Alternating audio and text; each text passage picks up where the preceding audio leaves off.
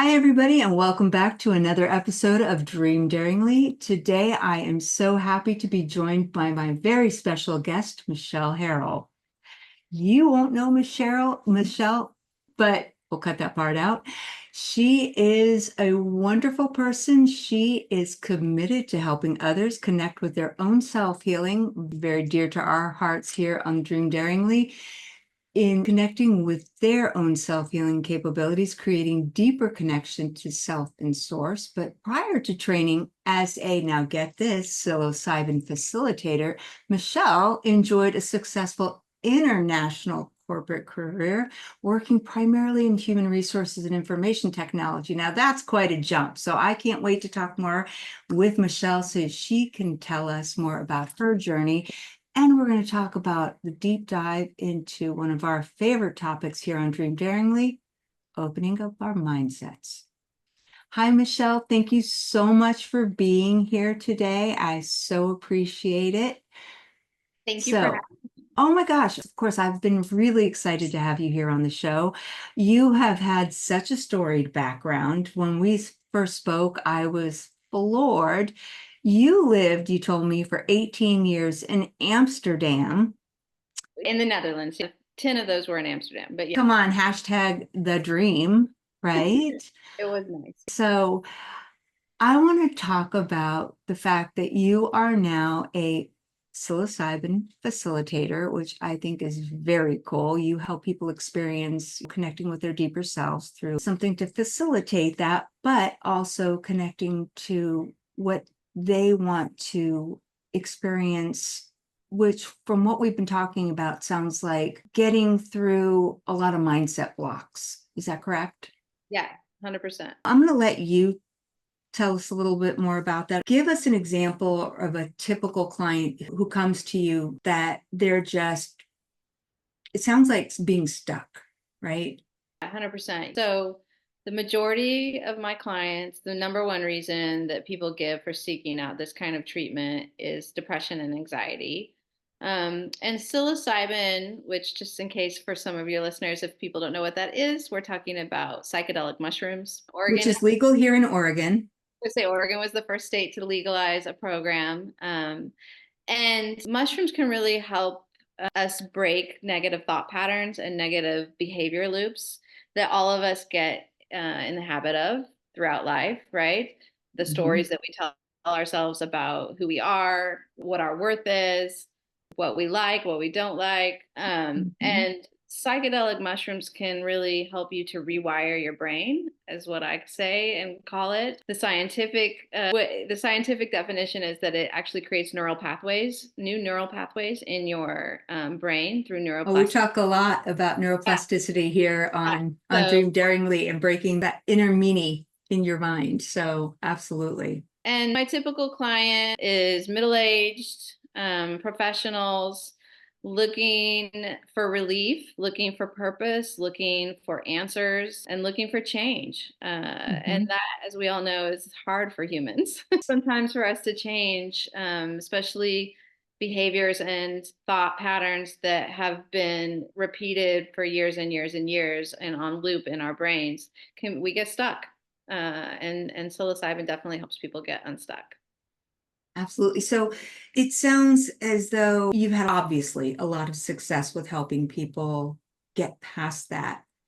But it also, from our conversations, it unfortunately, there's going to be those people who are looking to have that almost like a miracle, quick fix, which There's no miracle cure or quick fix. What I often tell and advise my clients is that there's still work that has to be done. There's work up Mhm. front to prepare for this type of experience, and then there's work afterwards to help integrate any kind of insights or newfound beliefs or what have you.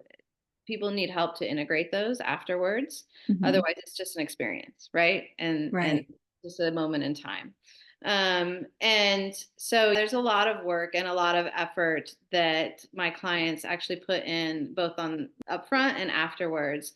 And unfortunately, some clients are looking for just an experience, and I think that's okay. I don't want Yeah. to put any judgment on folks for that because many of us found our way to these types of medicines the first time through a more recreational experience, myself included. And so I think that that's okay. Sometimes clients also need to try it once, come out the other end and realize that they're okay and that they're safe and that it was not scary.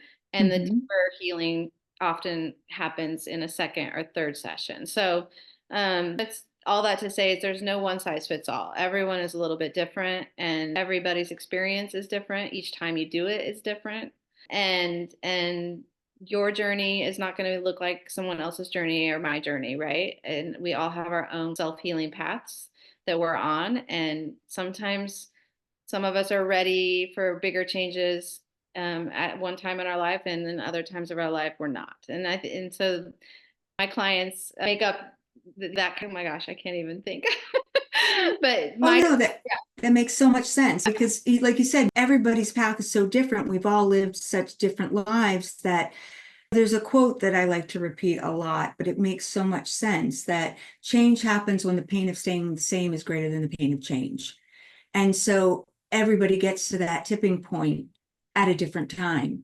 yep, So from what I'm hearing you say, it's depending on when you're coming into your facility to do this, you don't know where you've been to know if you've gotten to that tipping point or not. And so by starting the process of working towards this, I think it's planting those seeds in your mind of going, there's this opportunity for me to begin to unravel these beliefs that I've had, this story that I've been telling myself for so long. And even if I don't get through it the first time, I know that it's possible. yeah, And so this glimmer of hope is what I can nurture. exactly. And that's often for folks who are really struggling with severe depression and treatment resistant depression. That's often what I hear from them afterwards is that this is the first time I feel any kind of hope or any kind of light at the end of this dark tunnel. And that can be huge. Just that little bit of hope can be the start of further healing for them. But that's where folks like you come into play. A lot of times afterwards, I do integration with my clients to help them make sense of their experience and help create a plan for them going forward for maintaining and growing those seeds that have been planted Mhm. during the psilocybin experience. But many of my clients I refer on to therapists or coaches, just like yourself, to further that integration and further the changes that they're looking for in their life. But again, this can be a real aid in helping people just to get started and Yes. to get unstuck. Because what I also hear a lot of times from clients is that one 6 hour journey did more for them than 10 years of talk therapy. And I always caution when folks say that, I'm like, well, I do think that talk therapy is useful. And I think it can be a great help for us in our healing process.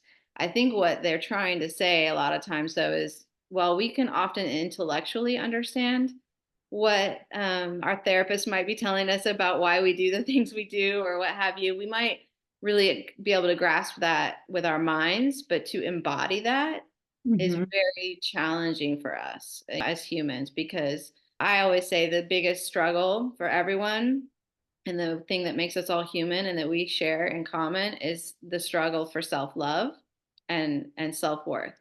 And if my opinion is that it's at the root of everything.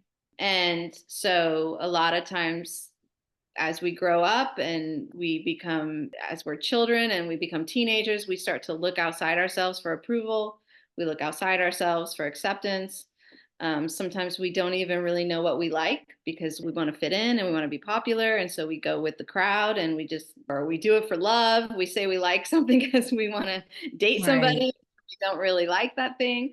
And when you do this over and over throughout your life, and all of us, I think, are guilty of that at one point of our life. 100%. Some of us come to our truth sooner than others.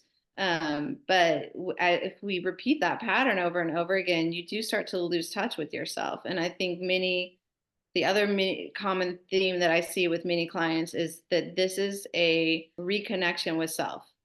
this is time for them to take a beat for themselves, make it a little staycation or vacation, self-care retreat, and really reconnect with that inner voice that we all have, but that we often learn to not trust, and Mm-hmm. that we often learn to ignore or compartmentalize because it doesn't fit in with the cultural narrative or what have you, or the situation that we're hoping for, right?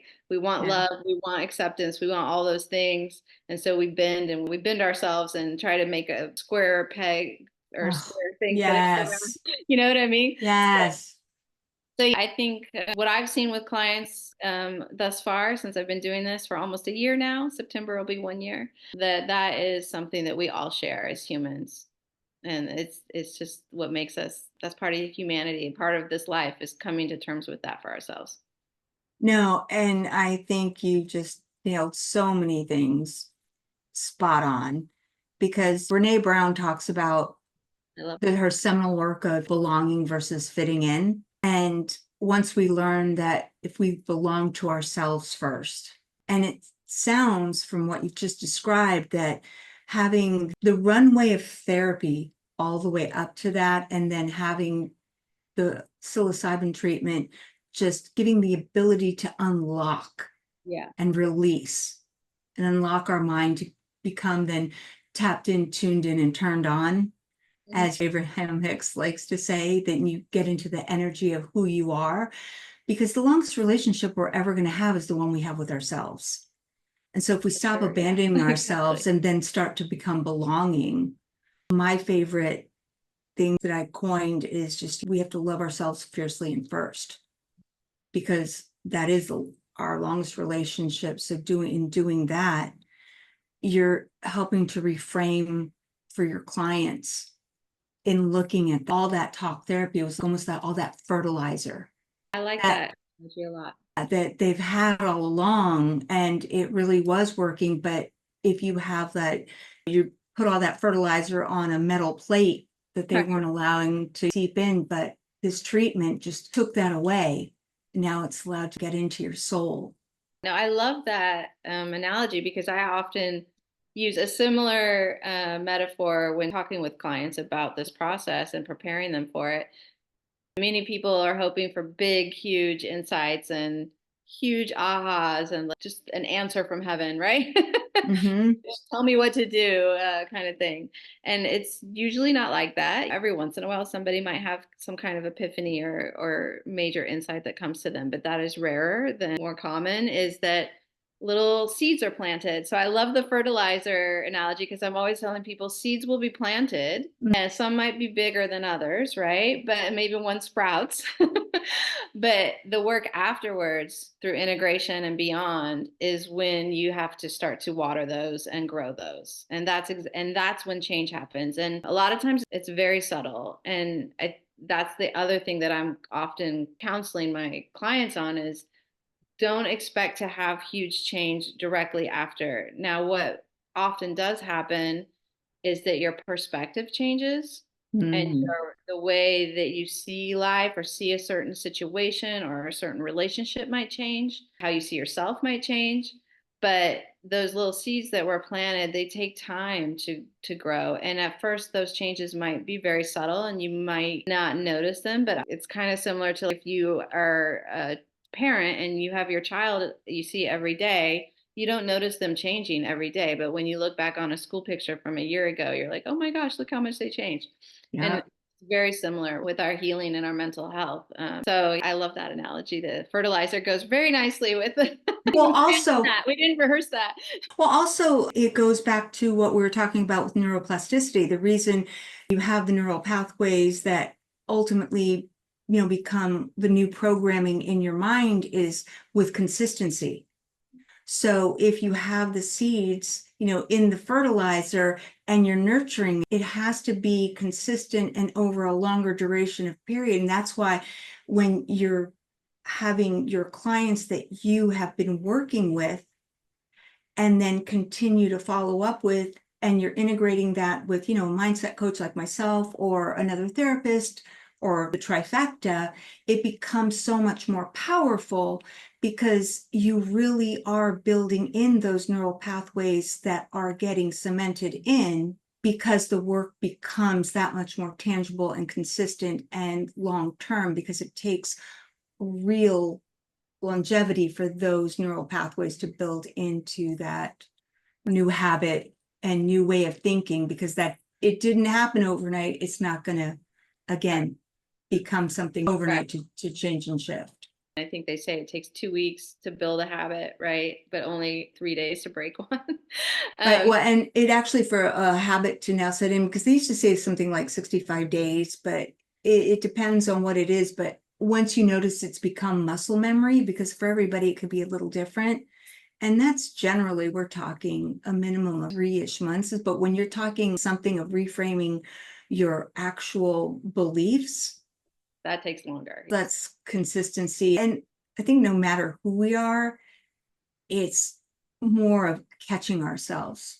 There's one belief you could maybe easily unpackage and reframe, but the more deep-seated ones are going to take. Exactly. And especially those deep core beliefs about ourselves.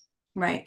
But I think the big thing, and especially with what you're doing, is finding that self-awareness that we're starting to play that old tape again, or CD or Spotify. I don't know what do you even call it now, an MP4, right? That's starting to play in our head, because prior to that, I don't know if you find this to be the case, you play that not even realizing you're doing it. So just to have that, to notice that.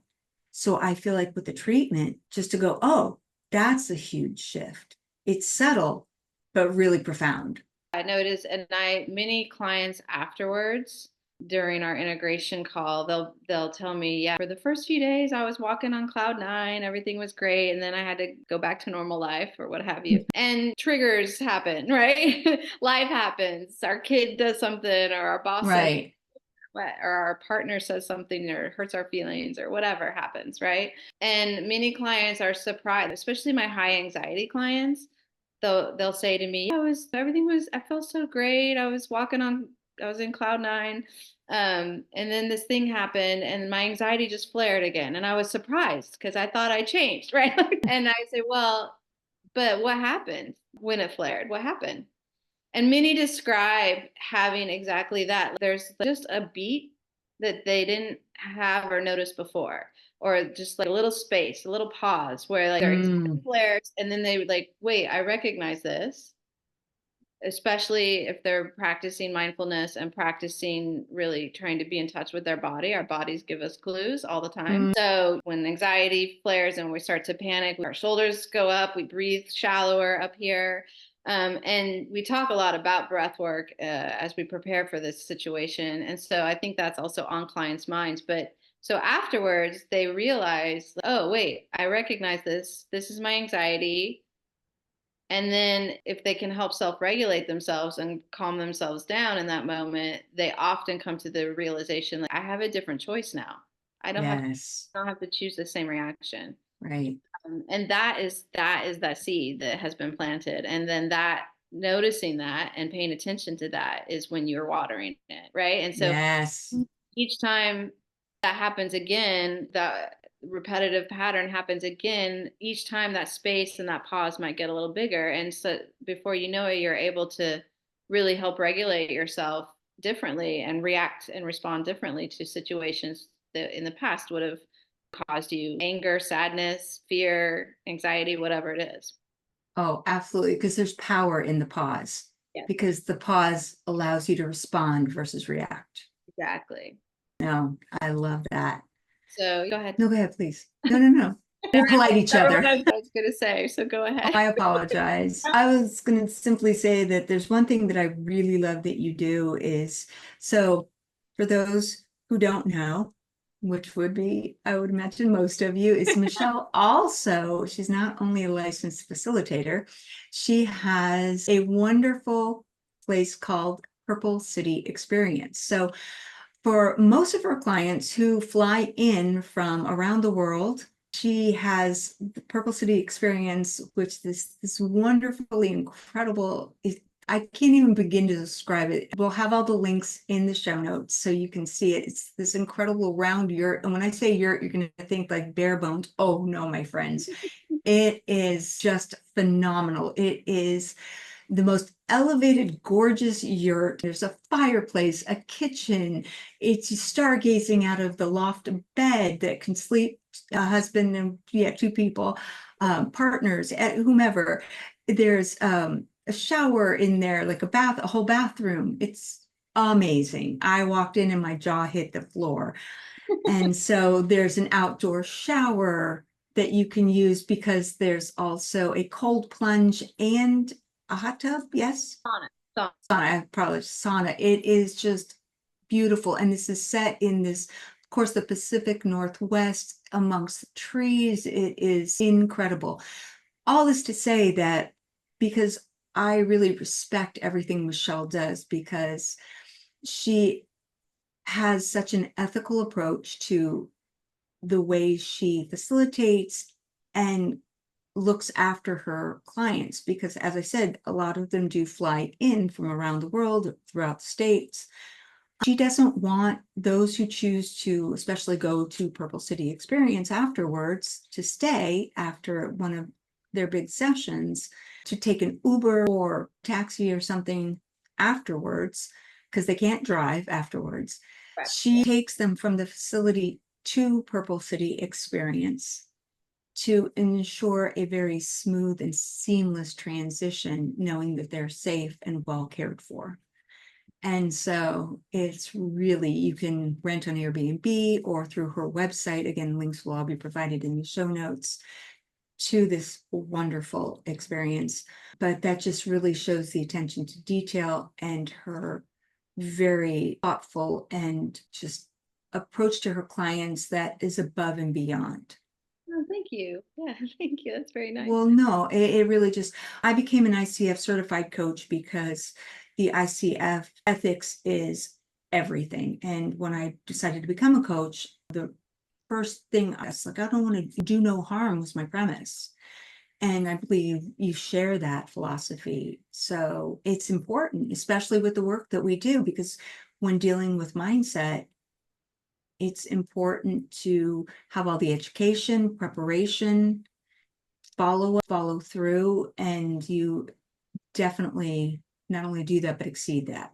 And that's the type of clients that I want to ensure they know that, but also the other kind of practitioners that I want to align with. And you definitely fit that bill. So Michelle is one of my preferred partners. So thank you very much. You're gonna make me blush. good. And I have to give credit to my clients, which is where the idea came from, quite frankly. So I started seeing clients. I think I said I launched my facilitation business, which is Tree of Life, last September, and started seeing clients. And the majority of my clients were flying in from out of state and out of country. And many had expressed to me, well, everyone always would ask me, where should I stay? Can you make a recommendation? And that kind of thing. But then a few of them also said to me they wished that someone would just package everything together and package it as a full retreat. And a couple of them expressed to me that they felt more comfortable also spending the night where their facilitator was also located. So the yurt is on my property here in Portland, in Southwest Portland. And so I'm not obviously sleeping with them in the yurt, but I am close by. And that just puts people at ease knowing that I'm nearby and that if anything were to come up after their session or what have you, that they can reach me. And so when I heard this kind of feedback from my clients, I just thought, gosh, this makes a lot of sense. And obviously, I'm fortunate enough to have the space to do that on my property. And I had for years considered building like a little mother-in-law suite or a she shed or whatever, but never really pulled the trigger. And this gave me the reason and the impetus to actually do it. And it's been wonderful. All my clients, since it's been up and running, all my clients have booked stays there. And they all tell me that it's a wonderful experience also prior to the psilocybin journey and after, just the environment around nature, being able to be outside, being able to enjoy the sauna and the cold plunge and the outdoor shower and those kind of amenities can really help with the healing process as well afterwards. And it's almost like they can have a physical expression of this change that they're going through, especially with the cold plunge. A lot of people, cold plunge can feel very therapeutic and invigorating afterwards, but while you're doing it, it can be quite uncomfortable. So it's very similar sometimes Yes. to a psilocybin experience without the psychedelic element. So No, yeah, that it makes total sense. And it's in such a beautiful environment that spiritually speaking too, anytime we want to make that shift, being out in nature is one of the best things. So that's really just communing with in the best way. yes, So 100%. that was smart. I can't believe that you got that together so quickly. Either. So well done, you. Extra I will kudos. say your is not as labor intensive as a small house or ADU. But it's still, like I said, it's not when you think really bare bones, this is not bare bones at all. No, I Anyway, tried to make it very luxurious and as glamorous as it is. It's, anybody listening to this, it's you'd have to look because on the website and see some photos because this is not what you're thinking. But I love because I really didn't know what to expect, not either from Purple City experience or because I've heard like everybody else, I didn't know the difference between microdosing and the kind of facilitation that you do, but it's really interesting. And I love that it's done with a professional and it's not just you walk in, do it, and you leave. There's a real journey that everybody knows what they're signing up for, that there's a lot of preliminary work. There's a lot of, you do it with the professional there. It's like having a medical professional, although I understand you're not a doctor, but you've done a lot of training to get your licensing. So you're a licensed professional to do the work that you're doing and to have somebody take those steps towards getting the kind of change they're looking to create. yeah. And like you said, whether it's an experience or facilitating some larger change, that's what we're all here to do these days because we all want to find that greater purpose and passion in our lives. Yeah. And I think that's really, I commend the people doing it and looking for it and finding it because it's not easy, It's not. especially when we have a program that's been written in our minds for decades. Overwriting it is not always easy, but taking on the challenge to do it and sticking with it is worthwhile because we know we don't want to go back to doing the same old thing if nothing changes. That's right. And I think that a lot of folks who find me and hire me for this experience and this treatment are looking like they're either seeking answers, they're seeking relief from mental health trauma, PTSD, that kind of thing. They're seeking purpose. But the common theme is that they're seeking, right? And Right. everyone's intentions are a little bit different and deeply personal, but these overarching themes do tend to exist among all my clients, and all age groups. I did say that my average client is middle age typically, but my youngest has been 22 and my oldest was 76. And I think that's really amazing to see too. It's just Yes. beautiful to me that 22-year-old is seeking answers and purpose, and still at 76 you might be seeking something, and it's fluid, right? It's a Mm-hmm. fluid process throughout our lives. The one constant is that there's change, Yes. and human beings don't deal with change very well sometimes. But throughout our lives, mental health is a journey. And one thing that I struggle with in our culture is that we tend to talk about mental health as if it's a diagnosis, which means that it's something that you can treat and something that is curable, right? And I don't see it that way. I No. see it very similarly to our physical fitness. Yes. You wouldn't diet and exercise for like a couple months and then just call it quits for the rest of your life and be like, I'm good now. You have to maintain it throughout your life. And at different times of your life, you might be better at maintaining it than at others, because of outside stressors or circumstances or health, right? And it's the same thing with our mental health. It's a journey and it's something that we constantly have to maintain. And I think that's where people like you come in after a situation, after an experience like with me with psilocybin. Then folks are looking to maintain whatever kind of seeds have been planted. They're trying to grow those, but they're trying to maintain throughout their lives. And I think there's, so many ways to do that now, but you have to find what resonates for you. And we're all different. Many people also afterwards think that integration is just about yoga and meditation and maybe some breath work, but that doesn't always resonate for everybody. My biggest advice is to tell people to find a stillness practice for yourself, whatever that looks like. And it doesn't have to be yoga or meditation. Some people hate meditation. They can't, it's really difficult for them to sit still and not think about things. And so I tell people also it shouldn't feel like a to-do list. It shouldn't be another thing that you've added to your list of things you don't feel like you have the capacity to do. If that's what it feels like, then we're doing Mhm. it wrong. It could be something, if you enjoy fishing, it could be going on a Sunday afternoon, or if you, That's actually meditative. I'm sorry, I'm interrupting you, and that's rude of oh, me, yeah, but exactly. just so our listeners can hear that, it's like anything that brings you joy like that, that's actually a meditative practice. And Exactly. people don't understand that. Exactly. And or even turning your perception around to where you might have loads of laundry that you need to fold. Can the folding of that laundry be a meditative moment? Can it be a moment Yes, of stillness for yourself? Can you find some kind of way to turn that around so it doesn't feel like a chore, but it feels like an opportunity to check in with yourself, be quiet, be still, reflect on your day or your week or what have you, or on a problem you might be dealing with, right? So I think with technology in our world, yeah, we are all so distracted. And so it's so easy to distract ourselves or numb ourselves or compartmentalize things and not address them. And the fast pace that we all live at with technology thrown on top has left a lot of people spinning and feeling untethered, right, to anything yeah, real or anything grounding.